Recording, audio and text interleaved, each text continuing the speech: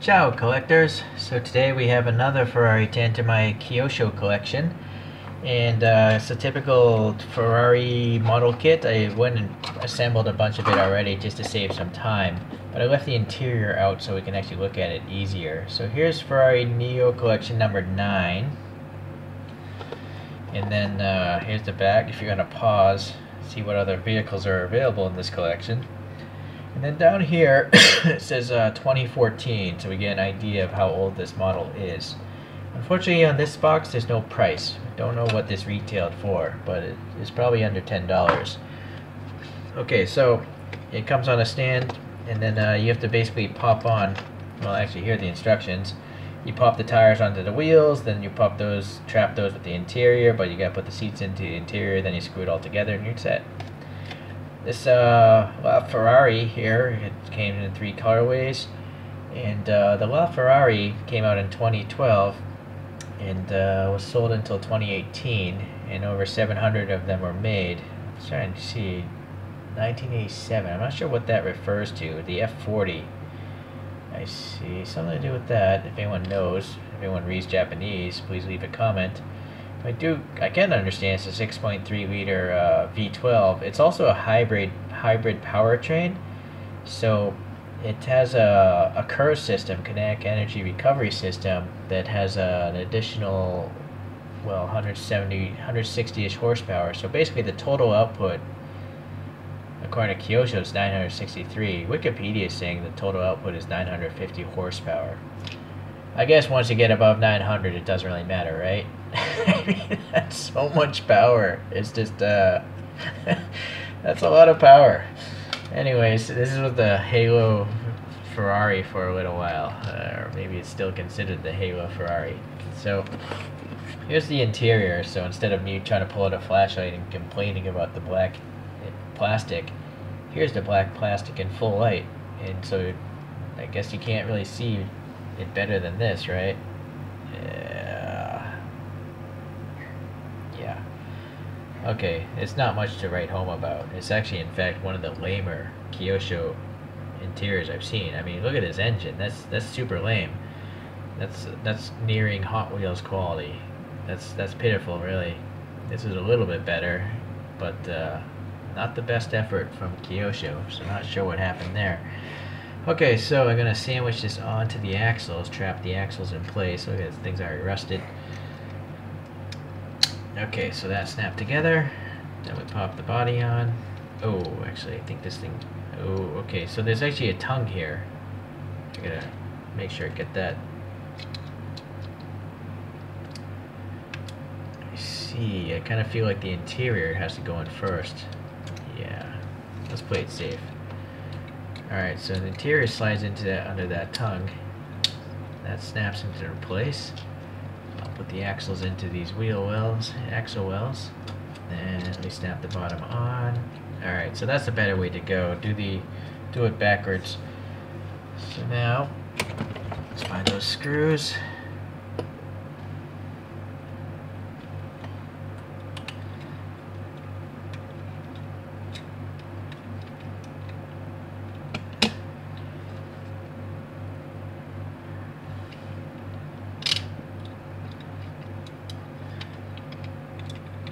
So that's good.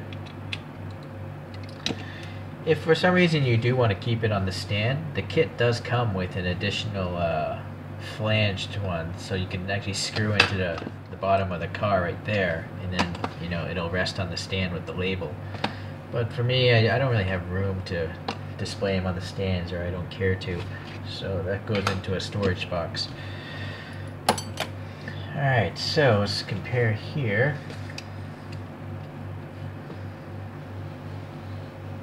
Couple other things I learned. This thing has a 7-speed dual clutch transmission, and coupled with that 950 horsepower, this thing will do 0 to 60 in under 3 seconds and go 220 miles per hour, so quite fast. It was based on the experience that they had, you know, with the Ferrari FXX, which was a derivative of the Enzo. A lot of electronic aids are going into this thing, stability control, ABS obviously, but also electronic brake distribution. EBD. Traction control, I think, would be implied with 900 horsepower, but an electronic differential as well, so it could send power to each side of the rear tires differently. Magnetic damping system, active aerodynamics, and there's 21 computers on board this thing to control all that stuff going on. It was designed by the central style house of Ferrari and under Flavio Manzoni. And then in 2017, the very last one, which was a convertible version on the LaFerrari L'Aperta, was auctioned off for $10 million. These things were sold for €1,000,000, I guess initially. So, I mean, if they sold over 700 of them, so that's 700 million euros in L'Apertas. Well, anyways, I chose this purple color because it's very rare for me to see a purple Ferrari, right? So I thought it'd just be a little different. And also red doesn't work so well in diecast, I find. It just tends to get paint rash. So starting with the side view here, yeah, I mean, I guess those are somewhat similar to the real ones, but the real one, I think, has a more protruding center knockoff nut. This is relatively flat. I feel like they could have done a much better job adding some detail for the center knockoff. So that's a bit lacking on Kyosho's part. I do find that it's nice to see the tires staggered in their sidewall. You know, the rear tire is much taller than the front tire, so that's good. And let's see about the gap here. The fender gap, it's not so bad. This tire could be nicer if it was higher up. Whereas the rear, again, yeah, I feel like it should be lower. But that's the beauty of the screwed together base. I can just go back and I can file down those holes and then let the axles ride up higher, so I can lower the stance quite easily. So I do like the model kits. So we now have a little orange dot here for this marker. We got the little crest here. That looks good. These are really delicate mirrors. I mean, they're rigid plastic. They're not like mini GTs. You drop this thing, that thing's breaking off. No silver paint, but it'd be relatively easy to add because there's a lip there. Unfortunately, this mirror, oh, I see it's loose. Okay, so I'm gonna have to glue that back in later. Going to the front here, we've got the clear lenses here, and it looks like some ribbed detail molded into the black piece behind. So this is another case about maybe taking it apart, because the real car, it has a reflective bucket. So it might be good if I take this apart and I add some silver paint there to really bring out those headlights. I think I will do that. Okay, so silver, what am I saying? The printing course logo proportionally looks okay. I do like this paint. It's really cool. It's this metallic purple. Just blanked off vents there. It must be the plastic of the interior piece. Now, so this is part of the casting. It's not a separate piece of plastic or anything, but it is ribbed. It's painted black. Looks okay. Alright. What's going on here? Oh, I think that's actually, you know, that's the black plastic of the interior. So that's nicely done. They're using the separate piece to show darkness. That's their attempt. It's better than no attempt, but there's a little black paint here, which is supposed to be the vent that's right there on the real car. Fuel filler door, panel gaps look okay.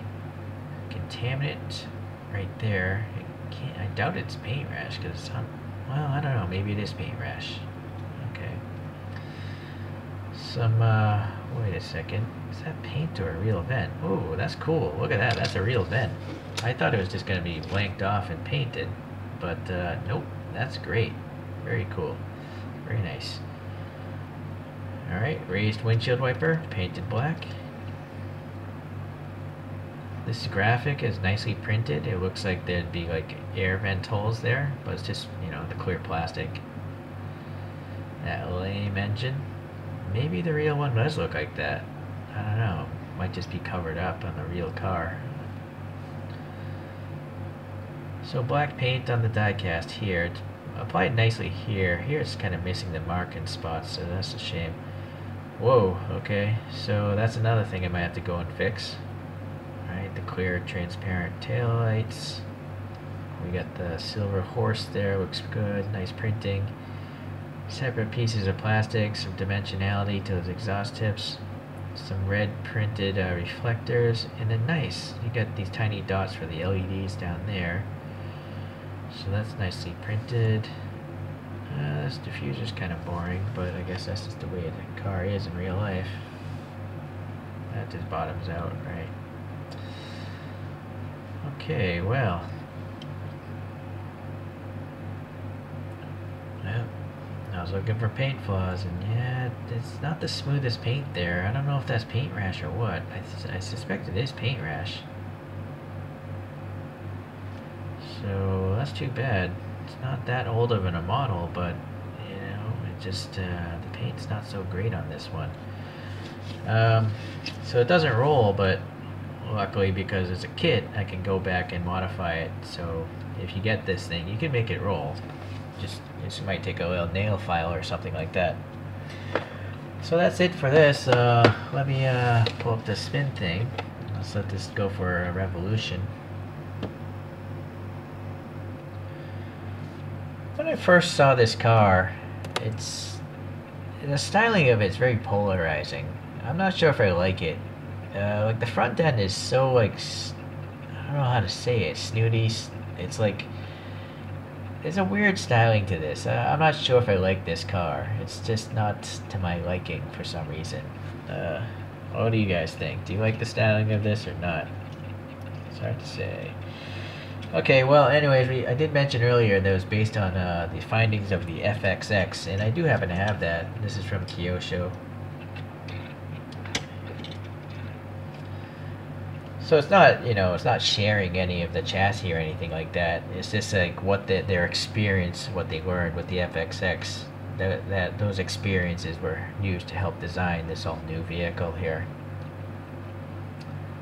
All right. So I guess that's it for comparisons.